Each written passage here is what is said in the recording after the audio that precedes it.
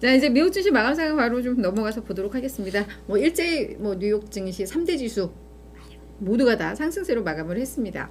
다우지수가 1.3% 올랐고요. S&P가 1.2%, 나스닥 지수 0.9% 올랐습니다. 자, 간밤에 어떤 이슈들이 있었는지 정리를 해드리도록 할게요.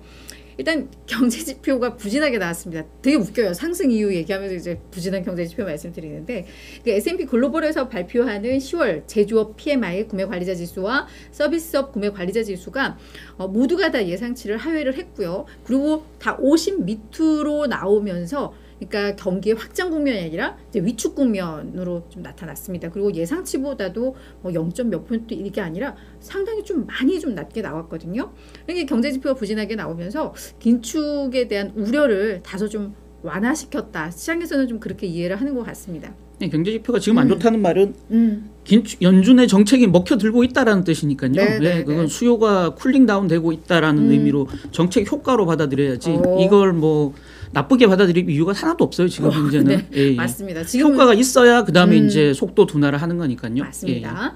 자, 그리고 영국 차기 총리가 이제 리시 수넥이 됐죠. 네, 선임이 됐고, 그러면서 이제 약간 기대라고 하기에는 좀 애매할 수도 있는데, 일단 우리 지금 45일 만에 물러나셨죠. 리즈 트러스 전 총리와 이 정책이 약간 반대되는 정책을 뭐 계속해서 추진하고 뭐 이랬던 사람이에요. 지금 이제 증세 검토 얘기까지도 나오고 있는데, 워낙에 전 총리가 좀 참담하게 실패하면서 물러났기 때문에 오히려 이런 반대 정책을 하는 신임 총리에 대해서는 좀 기대감을 갖는 게 아닌가. 그러면서 이제 영국에서의 국채 금리들도 좀 빠르게 좀 하락을 하면서 안정을 찾았다. 뭐 이렇게 좀 말씀을 드리도록 하겠고요. 근데 미국에서는 사실 금리가 좀 올랐어요.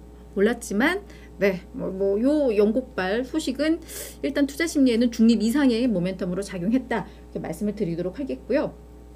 또 하나는 사실 많은 우리 보도된 걸 내용들을 보면 이번 주가 이제 주요 빅테크사들의 실적 발표가 줄줄이 예정되어 있는데, 뭐 그런 실적 기대감이라고 표현들을 많이 했습니다. 근데 뭐 일단 눈높이가 많이 낮아진 상황에서 요것만 좀 뛰어넘느냐라는 이제 뭐 고객 평가의 하나의 잣대가 될 것 같기는 한데요. 다만 일부에서는 뭐 실적 시즌에 대한 너무 큰 기대보다는 뭐 2주 정도 이 실적 시즌 기간에는 결국은 증시는 좀 변동성이 있을 것이고, 오늘의 상승도 뭐 그중 하나였다라고 또 보는 입장도 있습니다. 그래서 너무 높은 기대보다는 그냥 어떤 실적 상승에 있어서의 그런 변동성의 어떤 하나의 흐름이었다. 뭐 이렇게 이해를 좀 해주셔도 될 것 같아요.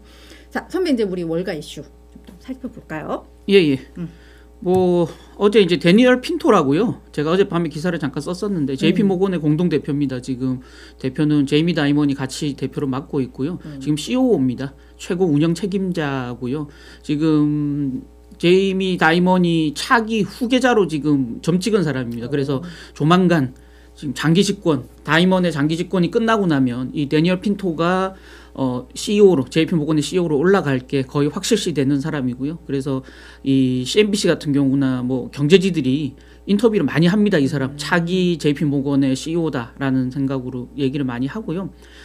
이분이 이제 어릴 때 아르헨티나에서 성장한 남미 사람이에요. 예, 그러다 보니까 이 인플레이션에 대한 그런 어떤 악몽들이 굉장히 많다. 이 CNBC가 본사까지 가서 직접 단독 인터뷰를 했는데, 이 핀토가 인터뷰 초기에 모두에 이런 얘기를 했어요. 내가 어릴 때 아르헨티나에서 자랐는데 아르헨티나 그때 하이퍼 인플레이션이 너무 심해서 슈퍼에 물건을 사라고 하면 계속 그 물건을 잡고 점원 아저씨들이 앉아서 새로 가격표를 계속 하루에 10번에서 15번씩 새로 가격표를 붙이더라. 물가가 그만큼 빨리 올라가니까 자기는 못 살았는데 저소득층들이 엄청나게 고생하더라. 그래서 이거는 인플레이션 잡는 게 중요하지, 지금 긴축으로 인한 뭐 경기 침체 우려 이런 거는 걱정할 것도 아니다. 지금 그래서 지난주 금요일부터 나왔던 연준의 긴축 완화 기대감을 일축해버렸어요. 이건 서둘러서는 안 된다. 연준이 또다시 망하는 길로 간다 그러면 라고 얘기했어요. 그래서 굉장히 좀 어찌 보면 이율배반적이고 어찌 보면 좀 재밌어서 제가 이 내용을 적어왔는데, 왜냐하면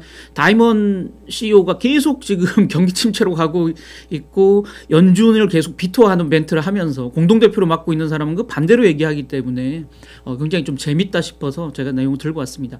연준이 너무 매파적이라고 비판하는 사람들이 많은데 나는 동의하지 않는다, 개인적으로. 내가 아르헨티나에서 어릴 때 겪었던 경험을 토대로 할 때 저소득층 너무 힘들어진다. 인플레이션이 오면. 인플레이션은 구조화되지 않도록 막아내는 게 연준의 존재 이유인데 그걸 안 막으면 연준이 존재한다는 이유가 있냐라고 얘기했고요. 인플레이션 잡다가 경기 침체 생긴다면 이거는 우리가 감내해야 될 대가지, 이건 피해가야 될 대가가 피해가야 될 부분이 아니다라고 얘기했고요. 서둘러서 통화 완화 쪽으로 가버리면 1970년대 80년대 실수했던, 그래서 이제 80년대 말에 폴 볼커가 나와서 미친 듯이 기준금리를 올렸던 그런 실수를 되풀이할 수밖에 없지 않겠냐. 제대로 하자, 기왕에 금리를 올리기 시작한 거면이라고 얘기했고요. 더 적극적으로 금리를 올려야 되고 연준의 최종 금리를 5%까지는 최소한 가야 물가를 잡을 수 있다라고 얘기를 했고요. 이제 증시는 경기 침체 가능성하고 침체 폭을 가격에 반영하고 있는 상황이다 보니까 증시 바닥 아직 오지도 않았다.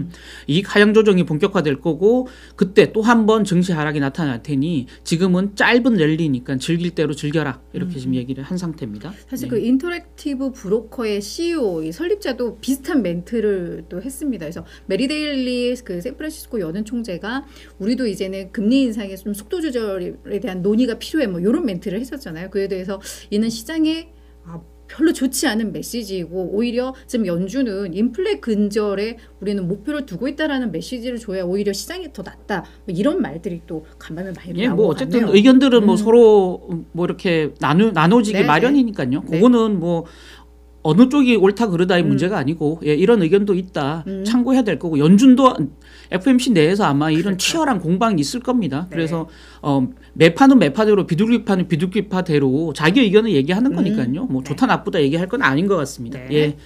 골드만삭스 보고서가 나왔어요. 간밤에 2개가 한꺼번에 나왔습니다. 증시에 관한 보고서, 또 경제에 관한 보고서 2개가 한꺼번에 나왔는데 12개월 내에 경기 침체가 올 가능성 우리 35%로 본다. 그전에는 40%가 넘게 봤었는데 이걸 하향 조정한 거예요. 그래서 올 GDP 성장률이 0.3%, 지금 수요일 날 GDP 발표되는데 이번 3분기 GDP 성장률 굉장히 좋게 나올 걸로 예상이 돼요. 2%대 중반이 나올 걸로 예상이 되는데 지금 현재 연간으로 보면 올해 GDP 성장률이 0.3% 예상되고요. 내년에는 1.1%로 회복될 거니까 경기 침체가 올 가능성 별로 없다라는 겁니다. 지금 올해 2분기 연속으로 1분기, 2분기에 마이너스 성장을 했지만 3분기에 플러스 2%대가 나올 거고 4분기가 그거보다 낮더라도 연간으로는 플러스 성장률이 나오는데 내년에는 그거보다 훨씬 높아지는데 무슨 경기 침체냐 이겁니다.